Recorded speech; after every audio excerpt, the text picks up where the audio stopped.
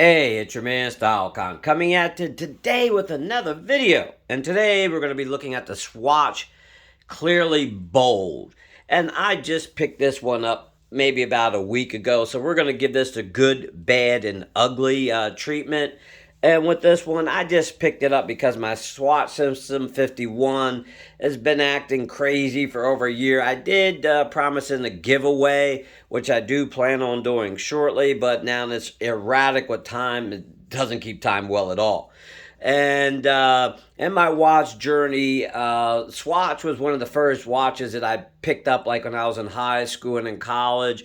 And I always told myself I wanted to keep at least one in the collection. So this is going to replace that Swatch System 51. Now, let's get into this watch itself.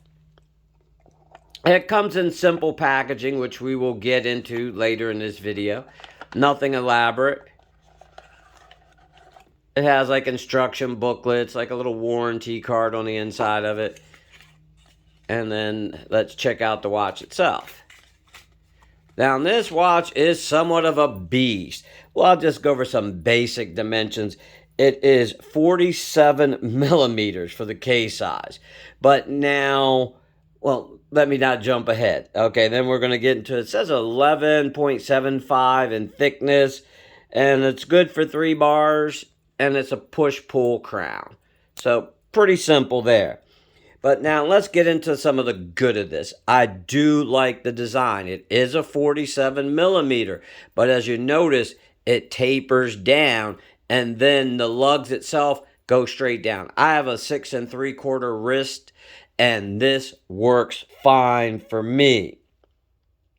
So, if you're a small-wristed person and you're like, hey, can I wear this? If you can definitely rock it. It's not going to be a big deal. I do like the silicone strap. This is wider than typical straps that I have, but it feels so nice on the skin. Very nice looking watch. And then, of course, I love the design of this. I wouldn't have purchased it. It's a little bit different. To me, this is going to be a fun watch. This is going to be like maybe a spring, summer, fall watch. This will definitely be nice over those warmer months. You know, the design is really attractive if you ask me. I've had a few comments on it because people don't know what it is from afar. And then, as you can tell, you can see right through. So that's a little bit interesting for this price range. Now, let's get into the bad of this. The price. It's $115. This watch is not worth $115. Now, obviously, I realize, you got to have your markup. You're paying for stores and things like this. But to me, $70, $75, maybe $80 max, that would be nice for this. But besides that, this is a little overpriced, but most people would probably say Swatches are. But once again, I did want to have one for my collection. So it's like, okay, guess what? I'm getting it. And that's it. So I'm not too keen on the prices. And then the other bad part is this thing has no lume on it whatsoever.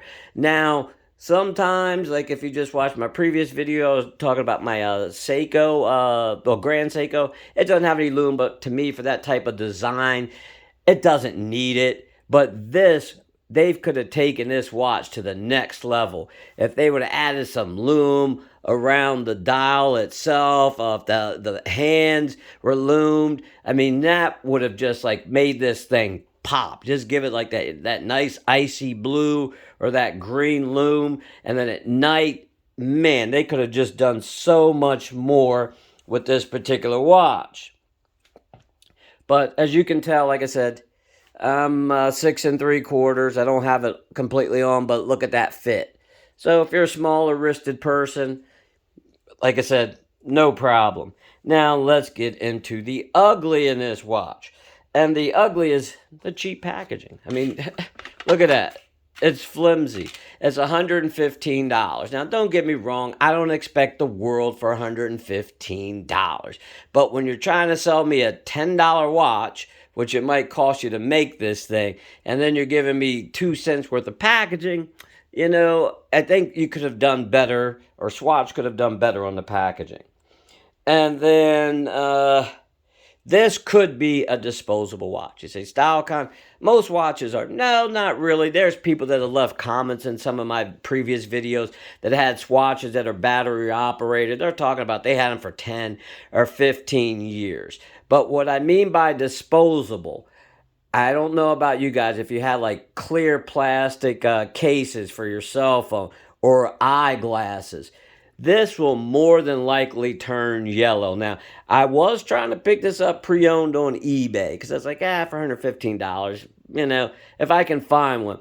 I did find a couple that were pre-owned, but they were all yellowed out. So if you buy this watch and you plan on wearing it a lot, this is going to be like your headlights on your car. All modern cars use plastic, and over a period of time how they fade out and they disintegrate and get that nasty yellow look. This is more than likely not going to stay this crispy over a period of time. So, if you're into buying this watch, great. I think it's nice. But if you think, you're going to wear it every day and, have it years in and years out. I mean, if you don't care about the yellowing, some people like that. They might say, hey, that gives it a little air of class. But the thing is, I like the way that it looks right now. And once it yellows out, I think it'll be time for another swatch. And on that note, thank you for taking the time out of your day to watch my video. If you have any questions or comments, as usual, leave them down below, and I will check you out in the next video.